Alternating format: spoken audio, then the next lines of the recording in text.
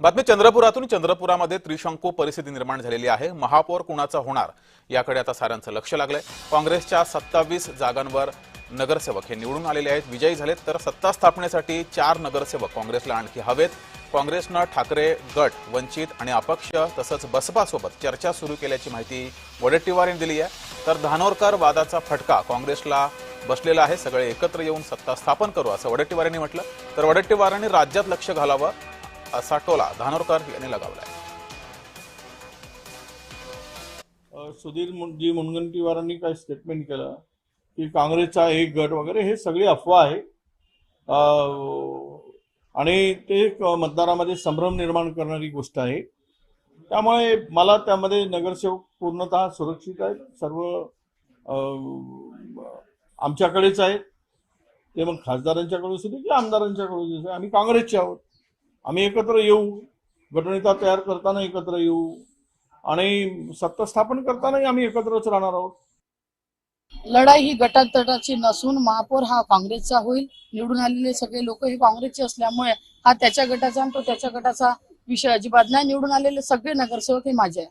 माझं देखील बोलणं झालं. जे जे घटक पक्ष होते, मग वंचित असतील, उभाटा असतील, सगळ्यांशी मी बोलली आणि मला विश्वास आहे की ज्या पद्धतीनं आम्ही सगळ्या स्थानिक स्वराज्य संस्थेच्या निवडणुका लढवल्या की पक्ष 100% आमच्या सोबत येईल आणि सत्ता स्थापनेत देखील ते भागीदार म्हणून आमच्या सोबत राहील आणि जो काही त्यांचा वाटा अपेक्षित आहे तो वाटा आम्ही 100% त्यांना देऊ. अधिक माहिती घेऊया. आपले प्रतिनिधी अनवर शेख आपल्यासोबत जोडलेले आहेत. अनवर, पालिका निवडणुकीच्या प्रचारामध्ये सुद्धा या 2 नेत्यांमधील वादाचा फटका काँग्रेसला बसला होता. तर आता महापौर पदाच्या निवडीसाठी सुद्धा 2 नेत्यांमध्ये वाद निर्माण झालेला आहे.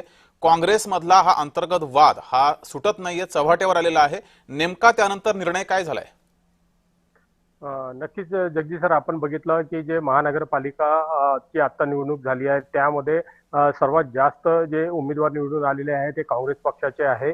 त्यांना महापौर बसवण्यासाठी फक्त 4 जागाची आवश्यकता आहे आणि ते उभाटा आणि वंचित बहुजन आघाडी आहे, MIM आहे, यासारखे जे उमेदवार आहे, अपक्ष उमेदवार निवडून आलेले आहेत त्यांना ते घेऊ शकतो.